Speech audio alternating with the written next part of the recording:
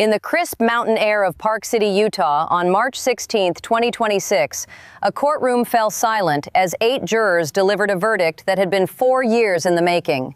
Guilty. Guilty of aggravated murder. Guilty of attempted aggravated murder. Guilty of forgery. Guilty on 2 counts of insurance fraud. 5 devastating words, repeated without hesitation after only 3 hours of deliberation. The woman at the center of it all, a 35-year-old mother of 3, former real estate agent, and unexpected author of a children's book on coping with loss, now faces the certainty of life behind bars.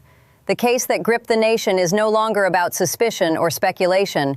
It is sealed in a jury's unanimous judgment. What unfolded in that Summit County courtroom was the final act of a story drenched in betrayal, ambition, and poison. Prosecutors had painted a portrait of a marriage that appeared polished from the outside. Beautiful home in the Wasatch foothills, young children, outward success, yet rotten within. Debt had piled up in secret. Millions in life insurance had been quietly secured on the husband without his consent. A prenuptial agreement signed years earlier had created a stark financial calculus. Divorce meant walking away with nothing. Death while still married meant inheriting everything. That single clause, prosecutors insisted, became the invisible trigger for everything that followed. The husband, a 39-year-old businessman who had built a stable life, never saw the full picture of the financial storm gathering around him. He argued repeatedly against the purchase of a multi-million-dollar property his wife desperately wanted to flip for profit. Tensions escalated. Friends later testified she had confided feeling trapped. He had begun the slow process of protecting himself, updating his will, exploring ways to remove her name from policies. But time ran out before those safeguards could take effect. The first attempt came on Valentine's Day 2022. A romantic evening turned sinister when he fell violently ill after drinks prepared by his wife. He survived, shaken and weakened, but alive. The jury would later convict her of attempted aggravated murder for that night, accepting the prosecution's argument that she had tested her method and found it wanting. Rather than retreat, she adjusted. She refined. Weeks later, on the evening of March 3rd, she offered a celebratory Moscow mule to mark the closing of a real estate deal. He accepted without hesitation. Trust, after all, had been the foundation of their life together. By the early hours of March 4th, he was dead in their bed. The medical examiner would later determine the cause: fentanyl, illicit and oral, delivered in a dose 5 times the lethal threshold.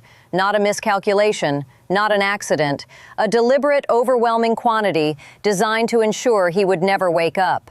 She called 911 just after 3 a.m., reporting that she had found him unresponsive. Paramedics arrived to a quiet house where 3 young boys slept unaware in nearby rooms. Their father was pronounced dead at the scene. In the days that followed, questions multiplied faster than grief could settle.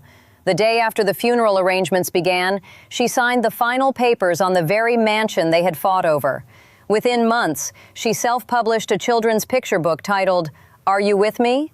A gentle story meant to help young readers navigate the pain of losing someone close. She appeared on local morning television, smiling softly as she described how the project had brought comfort to her family during their first holidays without him. The irony was suffocating. A mother guiding children through grief while, according to the state, she had orchestrated the very loss they were learning to mourn. The verdict on March 16th closed one chapter, but the weight of what came before it lingers. A woman who once projected confidence and warmth now stands convicted of turning poison into a weapon and grief into a public performance. The story does not end with the reading of the charges.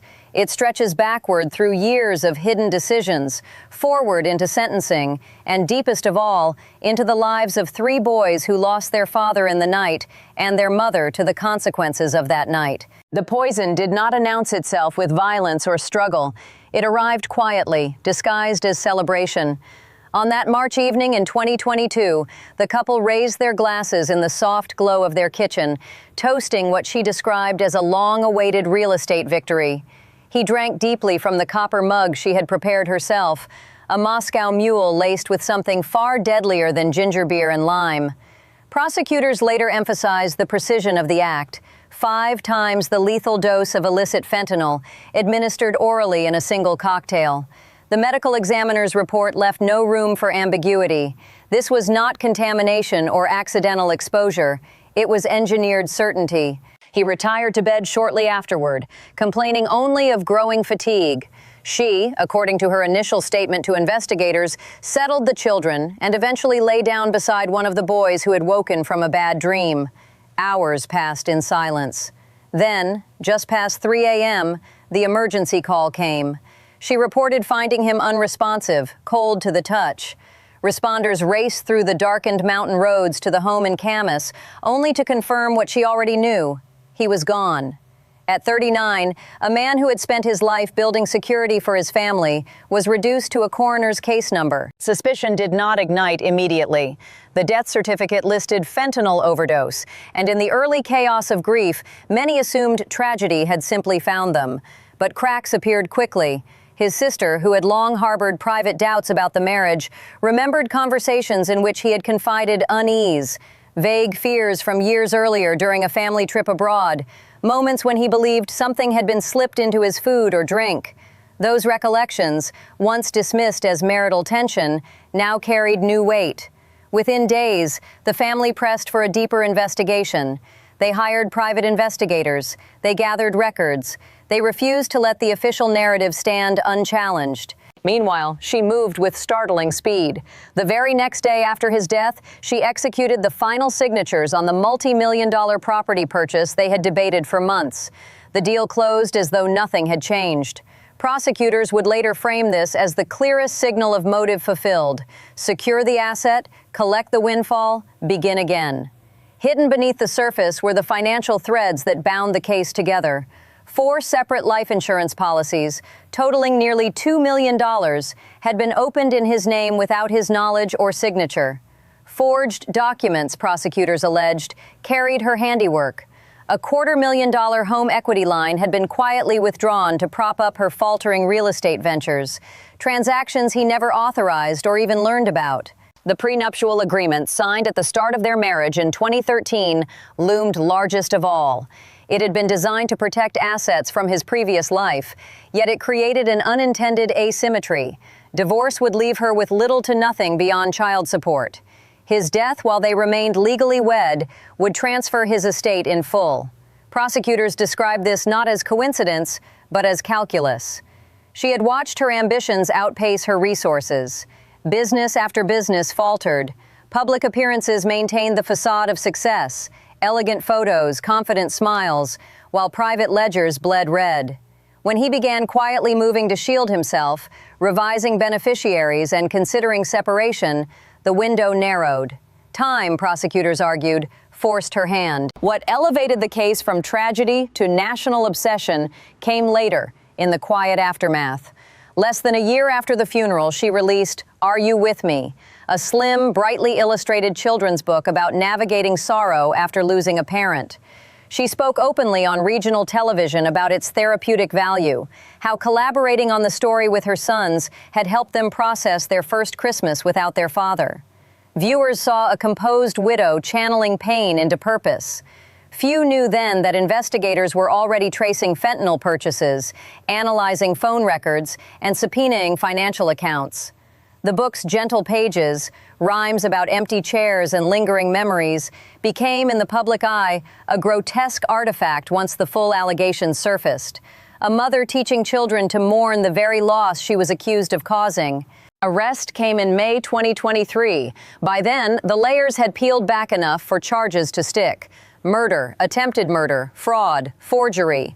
She maintained her innocence through every hearing, insisting the investigation had been tainted by family pressure and prosecutorial overreach. Yet the evidence mounted steadily.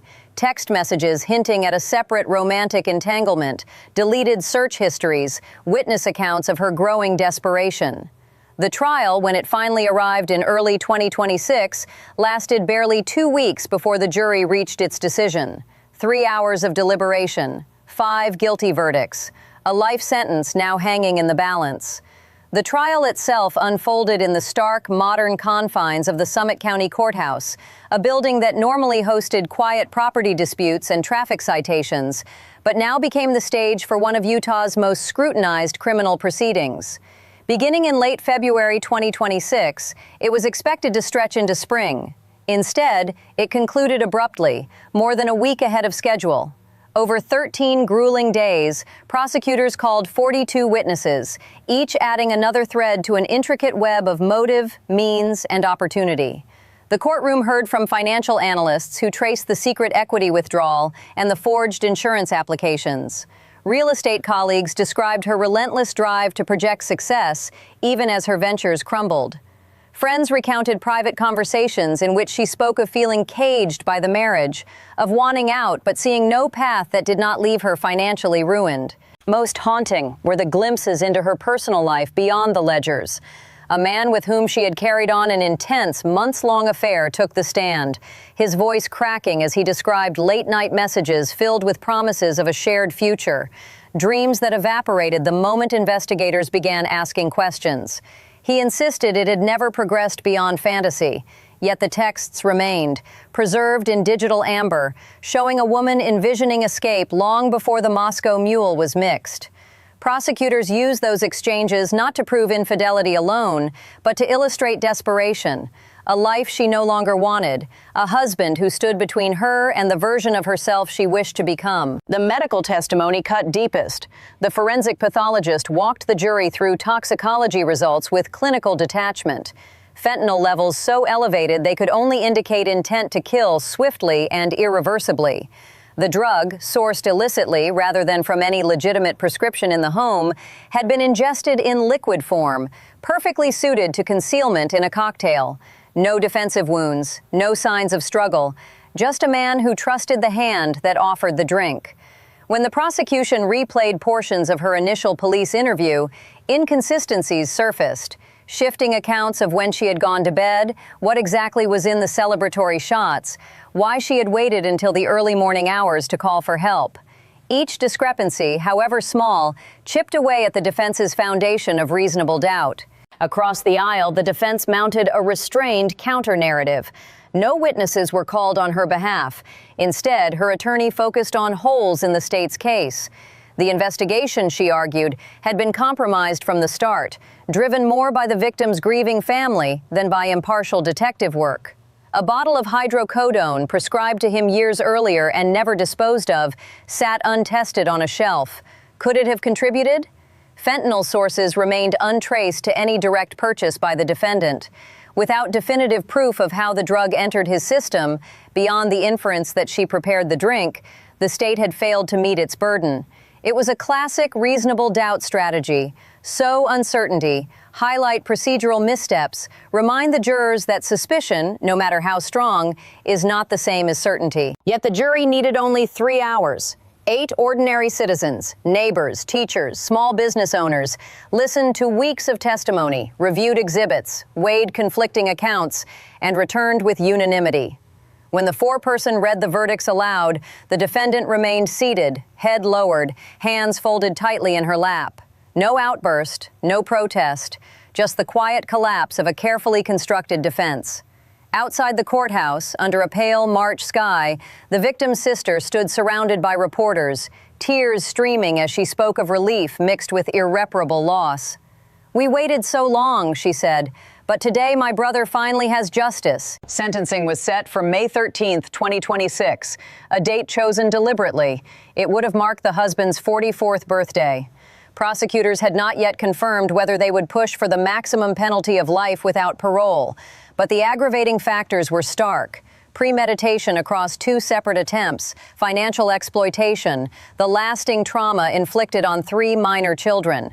Separate felony charges, 26 additional counts related to broader financial crimes, hung unresolved in another filing, though the murder conviction cast a long shadow over their pursuit. Civil litigation with the victim's family over property and estate distribution promised years of additional courtroom battles. Through it all, the shadow cast by the children remained the heaviest. 3 boys, the oldest only 10 when their father died, had lived for years in a house where grief was both real and, according to the verdict, manufactured. They had sat beside their mother as she wrote and illustrated pages about missing someone forever gone. They had watched her smile for television cameras while describing healing. Now they face the reality that the person who had comforted them through loss was convicted of causing it. No sentence could restore their father. No appeal could rewind the nights they spent wondering why everything had changed. Their story, far more than courtroom transcripts or news headlines, formed the true, enduring aftermath of the case. The sentencing date of May 13, 2026, carries a deliberate sting. It is the day that would have marked the husband's 44th birthday, a milestone he will never reach, surrounded by the family he once anchored. In the same Park City courtroom where guilt was declared, a judge will soon determine whether the convicted woman receives the maximum penalty available under Utah law, life imprisonment without the possibility of parole. Aggravated murder carries that weight when premeditation, multiple attempts, and profound exploitation are proven beyond doubt. Prosecutors have signaled they intend to pursue it, citing the calculated nature of the Valentine's Day failure, followed by the refined, fatal dose weeks later. The secret accumulation of nearly $2 million in insurance payouts, the forged documents that turned a spouse into a beneficiary, and the indelible harm done to 3 young children who lost their father in the dead of night and now face a future shaped by this verdict. Even as the criminal case reaches its climax, parallel battles continue. 26 additional felony counts, alleging a wider pattern of financial deception, remain pending in a separate prosecution. Whether those charges proceed to trial now seems uncertain. The murder conviction may render them redundant in the eyes of the state. In civil court, disputes over estate assets, property titles, and the children's guardianship promise years of litigation between the convicted woman and her late husband's relatives. Money, motive, and memory will be fought over long after the prison doors close. Yet the courtroom drama, however intense, remains secondary to the quiet devastation at its center. 3 boys, now teenagers and preteens, have grown up in the shadow of March 4, 2022. The oldest was 10 when he last saw his father alive, helping illustrate a picture book about empty spaces at the table and voices that no longer call goodnight.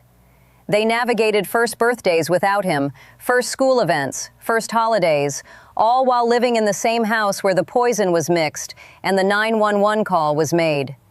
They watched their mother arrested, tried, and convicted. Whatever truths they eventually come to understand, the loss is permanent. One parent taken by death, the other by incarceration. No verdict restores bedtime stories read in a familiar voice. No sentence rebuilds the childhood innocence that ended too soon. The victim's sister has spoken publicly of the family's singular focus moving forward, honoring her brother's memory and surrounding his sons with stability and love. She described the boys as resilient, even as she acknowledged the scars they carry. Support networks, extended relatives, counselors, community members have stepped in where parents once stood.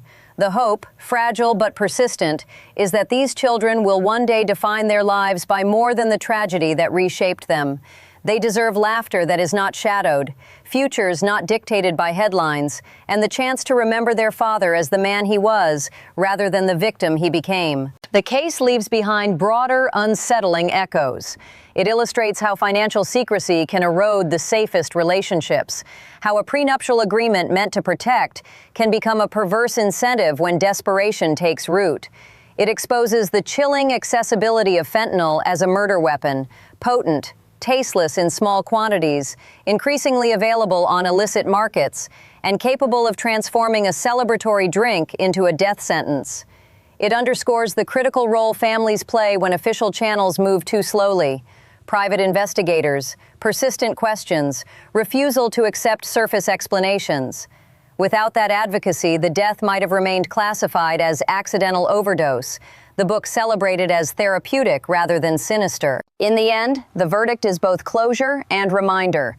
It declares that betrayal dressed as devotion will not go unpunished. It affirms that a life taken for profit, for escape, for a rewritten future demands accountability. Yet it cannot undo the irreversible. The husband is gone. The children bear wounds no justice can heal. On May 13th, the woman once known as a grieving widow and children's author will learn the precise length of her confinement. Whatever the number of years, the sentence will stand as society's answer to a crime layered in deception and cruelty. But the real measure of this story lies not in bars or courtrooms. It lies in three boys who must somehow learn to carry forward, to find meaning beyond the poison, the book, and the verdict that changed everything.